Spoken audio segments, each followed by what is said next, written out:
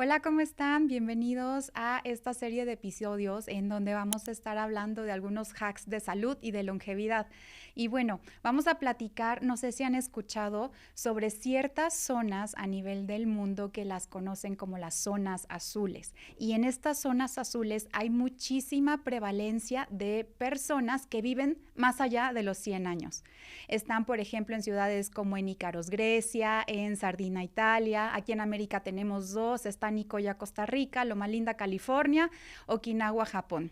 Pero a los investigadores les llamó muchísimo la atención el encontrar por qué en específico en estas ciudades las personas vivían tanto tiempo y empezaron a encontrar una serie de factores que eran personas muy creyentes, religiosas, que se alimentaban muy saludablemente y que también, a pesar de que en teoría ya tenían edades un tanto avanzadas, más allá de los 100 años, seguían montando a caballo, andando en bicicleta, es decir, se mantenían muy activos físicamente y tenían muy buena masa muscular. Entonces, fueron de los factores que salieron a relucir para que estas personas fueran tan longevas y tan saludables. Y justamente el día de hoy, para hablar en específico de ese tema muscular que ahorita está muy en tendencia, tengo aquí a un gran amigo y también colega médico que es el doctor Héctor Luis Cristóbal Morales, que es médico del deporte y de rehabilitación cardíaca, un súper experto en el tema. Y pues, ¿quién mejor para estar aquí hablándonos del músculo? Y a manera de introducción, Héctor, si tuvieras de una manera muy resumida que hablar o cómo definir la importancia de la masa muscular para estos aspectos de longevidad, ¿qué pudieras decirnos? Yo diría que el músculo es ese órgano que nos permite movernos, regular el metabolismo y mantenernos funcionales a lo largo de la vida. Porque más allá de lo que regularmente se piensa, las funciones del músculo son gigantes. Tiene una importancia tan vital que hoy por hoy es uno de los mayores predictores de desenlaces cardiovasculares, de mortalidad temprana y de pérdida de la funcionalidad, fragilidad, sarcopenia. Entonces, así podría definirlo, Nat. Sí, y a manera de estos puntos que ya se mencionó, creo que por ahí están saltando a la vista muchas cosas que le pueden interesar al público, porque básicamente seguro todos tienen familia, hijos, nietos, o quizá quienes no tengan familia, pero para seguir funcionales, continuar trabajando y haciendo todos esos hobbies o esas actividades laborales que les gusta, tenemos que estar en las mejores condiciones físicas posibles. Entonces, ya pasando al músculo, ¿tú qué nos puedes decir de cómo crearlo o algunas estrategias que pudieran ser las más importantes? Fíjate que este es un órgano que vive de dos cosas, del estímulo mecánico y del estímulo nutricional. Muchas veces la verdad es que como personas que no se dedican de repente o no tienen esa cultura del ejercicio, sí creemos que cualquier cosa que nos permite movernos, aunque sea en pocas proporciones, nos va a permitir que el estímulo sea suficiente para que el músculo sea saludable. Y la verdad es que yo lo resumiría así, Nat. Dos cosas, estímulo mecánico y estímulo nutricional. Y eso pues significa que tengamos una dieta con suficiente aporte proteico y que hagamos ejercicio regular y complementemos con actividad física. Y hay un chorro de estudios que han demostrado que en la mayoría de las ocasiones, sobre todo en las grandes ciudades, la actividad física que realizamos no nos va a alcanzar. Y necesitamos dar ese brinquito y empezar a meter la parte que tiene que ver con ejercicio, que es la parte ya más estructurada, con un estímulo muy específico, enfocado a las características de nuestra paciente o de cualquier persona que lo desee hacer. Algo que de lo que comentaste me llamó mucho la atención porque dijiste, fuera de eso que es lo obvio, ¿no? De, ok, la fuerza, la movilidad.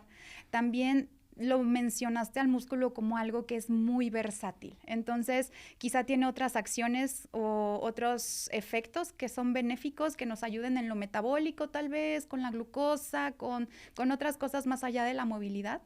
Sí, esto es lo que incluso cuando yo hablo de masa muscular es lo primero que me gusta decir. El músculo es un órgano endocrino. ¿Qué quiere decir esto, no? Que cuando nosotros nos movemos, cuando hacemos ejercicio sobre todo y tenemos ese estímulo mecánico constante, la contracción muscular, Nat, permite la liberación de sustancias que solo se van a liberar a través del ejercicio físico. Estas se llaman mioquinas y se han sintetizado alrededor de 400 mioquinas y cada mioquina tiene una función específica. Muchas regulan el metabolismo de la glucosa, muchas tienen propiedades antioncogénicas. O Wow. sea, el hacer ejercicio de forma regular reduce el riesgo de diversos tipos de cánceres, y esto es porque las mioquinas generan ese efecto antioncogénico, y no se diga para mejorar los marcadores de inflamación, mejorar el perfil de salud cardiovascular, el estímulo que generan sobre la salud ósea a través de una sustancia ahí que me gusta mencionarla para que la gente que esté en casa escuchando se ponga a investigar un poquito más de eso. Se llama rank ligando en el hueso, que lo estimulan para que se empiece a renovar y a formar hueso nuevo, y eso sucede a través tanto del estímulo mecánico como de las mioquinas. Entonces, pues además es el órgano que más consume glucosa, y alguien va a decir, no, es el cerebro. Pues sí, el cerebro por superficie lo va a consumir, pero en términos no relativos, sino en términos absolutos, cuánto músculo tenemos. O sea, claramente cuando nos movemos vamos a poder consumir más glucosa, y algo bien interesante, Nat, el músculo cuando hacemos ejercicio no necesita insulina para consumir glucosa.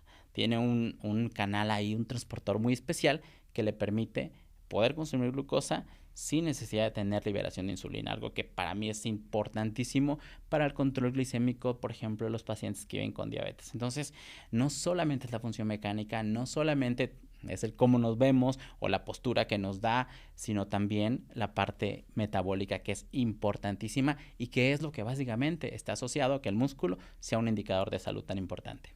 Entonces, recapitulando de este segmento, como ya lo dijo el doc, es muy importante tener en cuenta que no van a ser los efectos físicos únicamente o de movilidad, pero tiene mucho factor de protección contra enfermedades como el cáncer, que hoy en día son cosas que están a la orden del día tal cual, beneficios a nivel de los huesos, incluso también, que quizá no se mencionó, pero anímicamente hablando, te ayuda a estar de un mejor ánimo, te ayuda quizá hasta tu día empezarlo mejor por todas las endorfinas, que también se sabe que es algo que te ayuda mucho, como esa comunicación entre hacer actividad física y cerebralmente hablando. Entonces es algo muy integral y muy versátil, y esto, como ya lo vieron, no es nada más el típico consejo que se da sin cero sustento científico. De hecho, hay una infinidad de artículos médicos que hablan al respecto de los beneficios que se tiene al tener una buena masa muscular.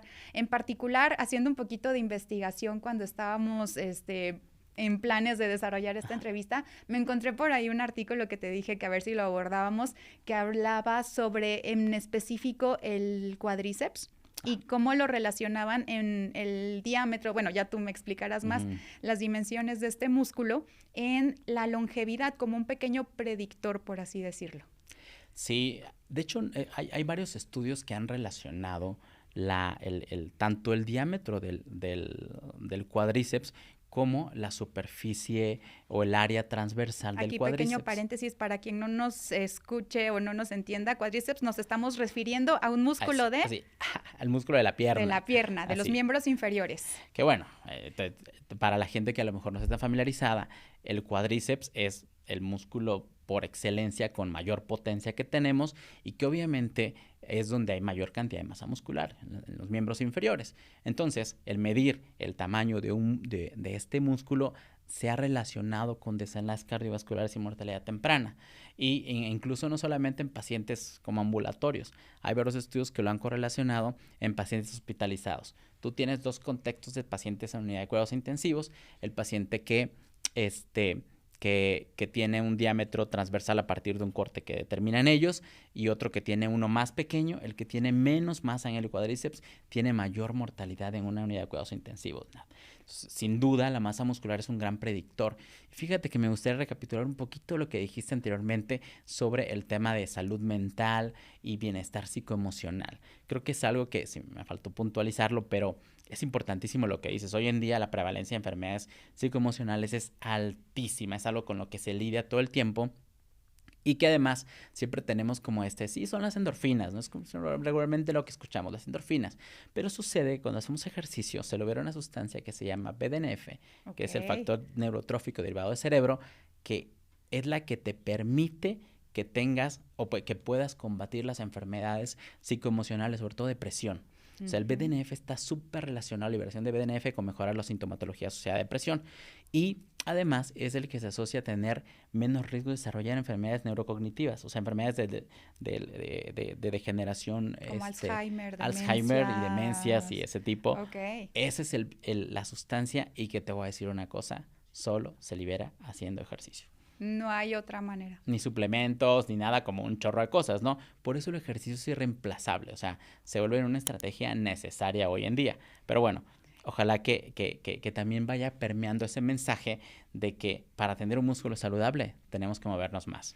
Sí, porque es mucho, yo creo, la objeción con el ejercicio es el tema motivacional y la falta de ganas, porque como tal económico, poquitos insumos, quizá unas pesas, unas ligas y ya con eso tienen. No es pagar una suscripción anual en el Nada. gimnasio Cero. o que a fuerzas se tengan que ir a hacer una clase determinada. Lo pueden Cero. hacer en la comodidad de su casa o saliendo a caminar a donde más les guste y no que reemplace los medicamentos, no satanizamos eso, eventualmente si se necesitan, pero puede ser un súper complemento que quizá les pueda ayudar a que eventualmente o se les baje la dosis o incluso en algún momento por ahí tengan que suspender alguno y es lo único, nada más mantener como esa persistencia y esa motivación, ¿no? Sí, y sobre todo entender que muchas veces el ejercicio que hacemos puede que no podamos ver nosotros, o sea, observar algún cambio, pero el cambio existe. Y fíjate que dentro de la experiencia clínica que hemos tenido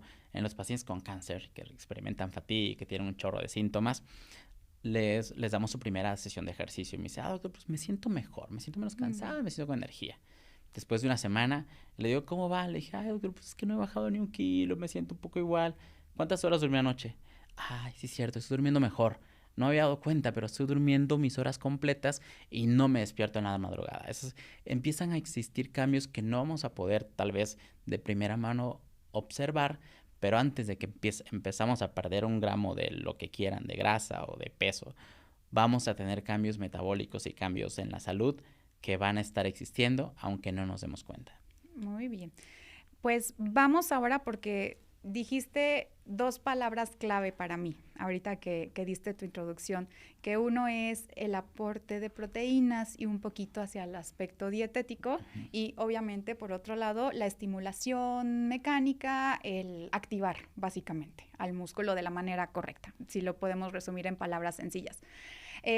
Yo sé que casi la respuesta que me vas a dar, que ninguna es excluyente y que se necesitan de ambas, pero a ver si me logro explicar en mi duda, ¿hay alguna que tenga más peso quizá, por así decirlo?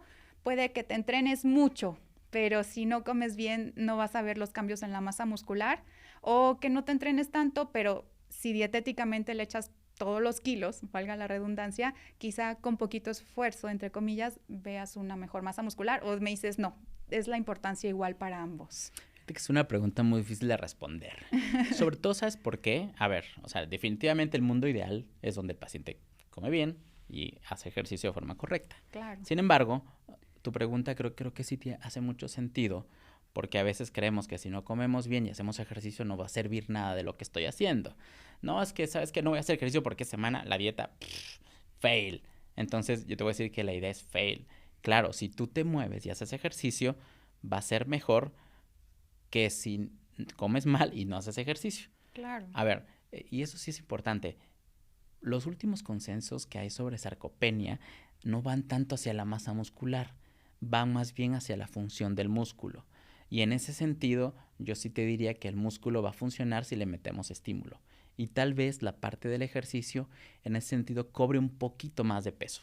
O sea, sí podría, si la vemos de esa perspectiva, sí podríamos darle un poquito más de peso a la parte de ejercicio. Un chirris arriba, pero exacto, no son excluyentes ninguno del otro. Se necesita tener una buena enfoque en ambos abordajes. Perfecto. Y justo vamos a ir como ya hablando tanto de dieta como del ejercicio como tal. Hablando de dieta, si tuviéramos que decir un par de puntos que son los claves que tiene que empezar a tomar algún paciente. Aquí, ojo, también otro pequeño paréntesis, estamos diciendo paciente sin que hablemos de alguien que tenga quizá alguna comorbilidad, que esté enfermo de riñón, que tenga algún cáncer o cosas de salud, que eso ya se tiene que súper personalizar. Y no digo que alguien saludable tampoco lo tengamos que personalizar, pero para quienes estén interesados, como cuáles pudieran ser unos buenos tips de dieta. Sí, existen recomendaciones generales, la verdad. Yo lo primero que les digo a mis pacientes, retiren los ultraprocesados. Así, la primera cosa que les digo, si quieren que su músculo esté sano, retiren los ultraprocesados. Ultraprocesados significa que cosas enlatadas, empaquetadas, que no las da la naturaleza, el árbol, la manzanita, que tú ya estás viendo el helado que tiene 20,000 ingredientes. ¿Cómo definirías para alguien que quizá no tenga tan aclarado ese término? Yo literalmente lo que les digo a mis pacientes, todo lo que venga envuelto, que venga en una envoltura, que venga enlatado, preferentemente no lo consuma. O sea, oiga, Doc, el atún de lata, está bien pues, pero trata de que sea como el que tiene mejor calidad y que no trae a tanto sodio, por ejemplo, ¿no? Pero en general, la primera recomendación es eso, poder quitar los ultraprocesados y procesados. Segundo, incluir definitivamente vegetales en las 3 comidas, que yo creo que es lo que más trabajo les cuesta a los pacientes. ¿Y esto por qué? Así todo el tiempo, doctor, pues, ¿qué nutriente tienen las verduras? Y yo, pues mira, lo único que van a hacer y lo más importante que deben hacer las verduras es regular la función de la microbiota intestinal. Si la microbiota intestinal está sana, tú vas a estar sano. Es otra de las cosas que yo les digo, incluir verduras en las 3 comidas. Y lo segundo, que es justamente hacia la parte proteica, la verdad es que hay como varias formas de poder decirle a un paciente cuánta proteína debe consumir. Una puede ser por kilos de peso relacionados al paciente. Si el paciente tiene obesidad o sobrepeso, no puede ser sobre kilos de peso, tiene que ser sobre kilos de peso ideal o masa libre de grasa. Entonces, si es por masa libre de grasa, más o menos, en general, hablamos de 1.5 a 2.2 gramos de kilo de proteína por masa libre de grasa. Y si es por kilo de peso del paciente, hablamos desde 1.2 a 1.8. A ver, aquí hay mucha discusión, o sea, durante mucho tiempo se ha peregrinado con la idea y se ha promovido de forma muy cañona, Nat, la idea de que sí, dietas hiperproteicas todo el tiempo, toda la vida, porque si no, no ganas masa muscular. A ver, en atletas de alto rendimiento te puedes subir hasta 2.4 de repente por kilo de peso cuando están entrenando en una parte muy alta. En pacientes que quieren perder pesos, pacientes que están en estrategias de pérdida de peso, igual puedes hacer incrementos de forma por un corto periodo de tiempo y después bajarte. ¿Se asocia eso a un efecto negativo? No está bien claro. Si incrementan el daño de la función renal, sigue siendo una gran pregunta. Los grandes metaanálisis te dicen, en el paciente que no tiene factores de riesgo, echa la proteína lo que quiera, lo que peor que va a pasar es que la orine, ¿no? O sea, no va a pasar nada. Pero en el paciente que tiene factores de riesgo para desarrollar enfermedad renal, aguas, foco rojo, va a nutrición clínica, ese no viene para acá. Sí, exactamente. O sea, hacer un poquito esta comunicación como tomando en cuenta que quizá la información no es para todos y se tiene que valorar el escenario específico de cada paciente, pero sí van saliendo en definitiva comunes denominadores que todos pueden ir modificando de manera un tanto sencilla, como a estas cuestiones de optar por una dieta más saludable. Algo que quizá también supongamos que hacen esos cálculos. No sé si te pasa, o por lo menos yo tengo esa duda. Mi área es dermatología. Entonces, yo estoy más enfocada a otras cosas, pero a veces creo que se hace la suposición de que si, por ejemplo, vamos a hablar de una comida, un plato de pechuga, y que esa pechuga pese 100 gramos. Ahí no van 100 gramos de proteína, ¿correcto? O sea, no es el peso de tu porción. Es cada alimento, dependiendo de cuál estés consumiendo, por tanto gramaje, es lo que te termina aportando proteína y es generalmente mucho menor que ese peso que uno está suponiendo que está ingiriendo de proteína, ¿no? Pero fíjate que si hubiera que decir un número, digo, o sea, en forma muy genérica, si hubiera que decir un número de cuánto debe pesar mi alimento de origen animal, de 100 a 120 gramos, esa es la respuesta. Porque seguramente, o sea, cada equivalente nutricional, que son 30 gramos, tiene 7 gramos de proteína. Entonces, si tú multiplicas y te vas a comer 4 equivalentes, vas a llegar a tu dosis proteica. O si te vas a comer 3, vas a llegar a tu dosis proteica, que serían 90 gramos, por ejemplo. Entonces, digo, dependerá el peso del sujeto. O sea, obviamente, un sujeto como yo y un sujeto como tú tienen requerimientos distintos. Igual no habría que meternos en tantas honduras. La verdad es que, pero si si hubiera que dar esa recomendación, yo diría que quedarnos con los 100 gramos. Okay. Está bien para casi cualquier adulto promedio. Es como algo exacto, un promedio, un estándar. Ok, bueno, ya hablamos un poquito de dieta y de nuestra alimentación diaria. Ahorita también está demasiado en tendencia que a la gente le gusta consumir suplementos, pero ¿qué tanto es nada más la moda o la tendencia? Y realmente quizás no tenemos tanto tiempo, pero si tuvieras que decir un suplemento para efectos del músculo que sea de mucha ayuda a ti, ¿cuál te gustaría? Además de la proteína como suplemento, yo diría que la creatina, aunque tiene sus controversias, Nat. Los últimos estudios te han dicho que en sujetos sanos y jóvenes pareciera no tener efectos, como sí sucede en el adulto mayor con sarcopenia. Fíjate que en el adulto mayor con sarcopenia que suplementos con creatina le va muy bien en cuanto a la ganancia de masa muscular, pero es un suplemento seguro, es un suplemento barato. Puede que te ayude a dar masa muscular, sí. Lo que sí es que te va a permitir tolerar mejor los esfuerzos cortos. Y en ese sentido puede hacer que entrenes mejor y puede hacer que el entrenamiento sea más óptimo y ganes masa muscular. Sí, entonces lo básico siempre volvemos a que está en nuestros hábitos diarios. Sí, por ahí sobren el presupuesto un poquito para comprarse el suplemento o algo, también hay que ser muy inteligentes y conscientes en que no todo lo que nos sale en redes sociales vale la pena hacer el gasto. Mejor compremos una despensa más inteligente y quizá por ahí uno que otro suplemento. En este caso, pues bueno, la creatina para cierto grupo de pacientes puede ser importante. Ahora, vamos al otro lado o a la otra variable que ya es como tal la actividad física, el ejercicio, estimular al músculo. En este caso, hoy en día hay muchísimos tipos o maneras de ejercitarse. Gente que sale a correr, gente que se va al yoga, a las clases de barré, o jugar como tal algún deporte. En específico, para masa muscular, ¿tú ves alguna actividad deportiva que quizá tenga mayor efecto, mayor impacto? Mira, el top es algo que ya la ciencia lo ha hablado mucho tiempo. O sea, el top siempre va a ser el entrenamiento con peso libre. O sea, literal, las pesas. Ahora, ¿qué es lo malo de esto? Pues que no cualquier persona lo puede hacer. Te puedes lesionar fácilmente en una pesa, ¿sabes? O sea, haciendo una sentadilla libre es una técnica muy difícil. Y a ver, para fines de salud, yo te diría que si haces una máquina o si haces un peso libre, es indistinto. Y entonces sí pondría tal vez al ejercicio en gimnasio con máquinas como la opción, digamos, más asequible, más segura, más sencilla de realizar, con menos gesto técnico y con mayor efecto. Aquí sí hay que mencionar, Nat, que lo primero que les digo a mis pacientes cuando les voy a dar ejercicio es les digo, ¿qué te gusta hacer? O sea, yo antes de pensar en lo que yo voy a buscar como la parte terapéutica, lo primero es que el paciente lo vaya a disfrutar y eso me permite a mí saber que lo va a hacer. O sea, si no lo va a disfrutar, no lo va a hacer. Es muy sencillo. Entonces, a partir de eso adaptamos. Oiga, doctor, pilates. Vamos a pilates. Le voy a ajustar y me va a incluir esto y además pilates. ¿Ya sabes? Entonces, sí, que no pierdan ese hobby y eso que les mantiene motivados a ponerle un 100% de actividad que sabemos que quizá al paso de los meses va a tirar la toalla y salió contraproducente. Es correcto. Muy bien.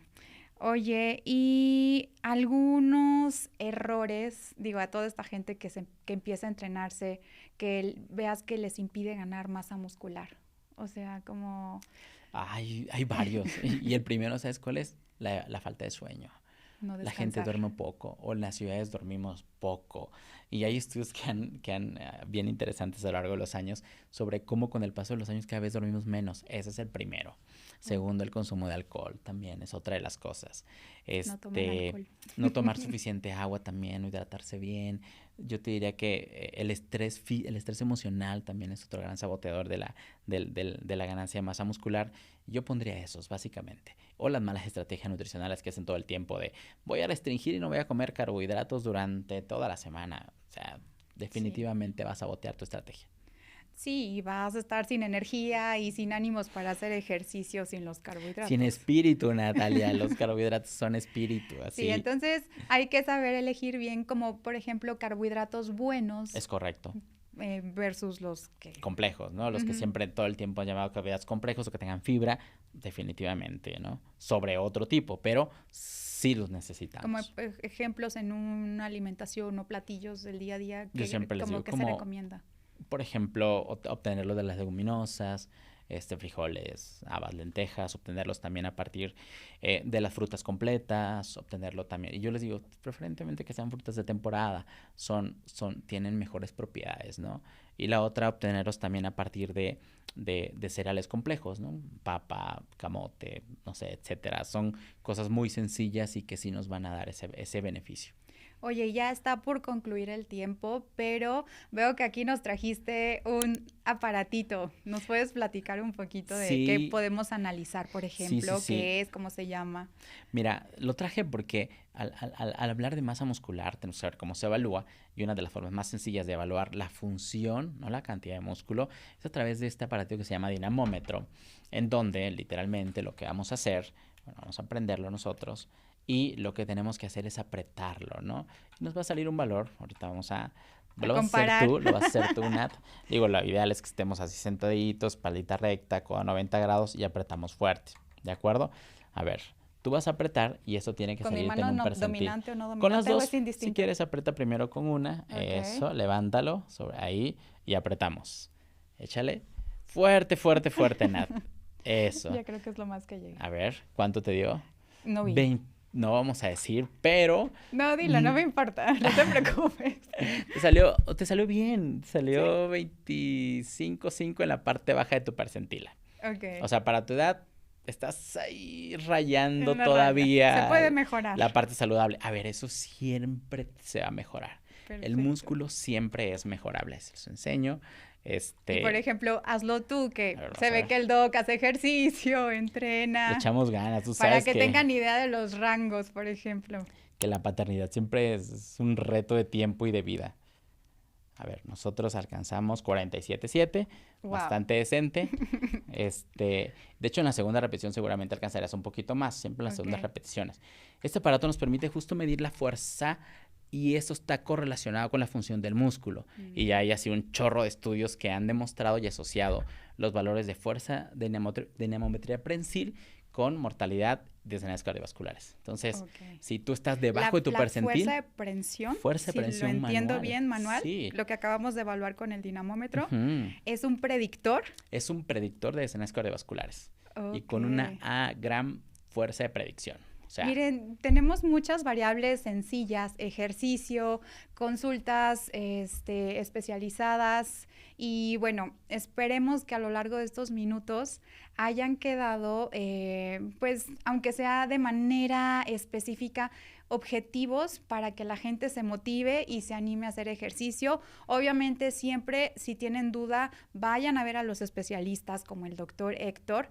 Pero esto, como pueden ver y como también iremos viendo a lo largo de los episodios, son de los factores clave que tienen en común todas esas personas que son tan longevas, que se siguen moviendo a pesar de su gran edad. Entonces, Héctor, platícanos dónde te pueden encontrar, tus redes. Claro que sí. Pues nosotros estamos en el sur de la ciudad. Tenemos un espacio ahí donde tenemos a nuestros pacientes, y en mis redes sociales me pueden encontrar como hcristobal19. Les cuento que siempre tratamos de estar más activos en redes sociales porque la información que encontramos hoy en día, Nat, es muy difícil de discriminar. Encontramos una cantidad gigante de información de que la avena es mala, el arroz es malo, o sea, todo el tiempo así termina la gente. Cosas. Sí, entonces lo importante es el equilibrio. Tú como dermatóloga también lo sabes, lo importante es el equilibrio, dormir bien, hidratarte bien, etcétera, ¿no? Perfecto. Pues listo, chicos. Entonces, esperemos que les haya sido de ayuda y síganos en nuestras redes. Héctor ya mencionó las suyas. A mí, ya saben, estoy en Rosier_Aesthetics. También muchos consejos de derma y de piel. Y bueno, estamos viéndonos para futuros episodios. Traten de aplicar por lo menos uno de estos consejos que vimos el día de hoy para que empiecen a tomar cambios positivos en su vida. Héctor, gracias por todo. No, Natalia, a ti por la invitación, un gusto estar aquí. Esperemos que vengas en otras ocasiones. Seguramente sí. Gracias. Bye.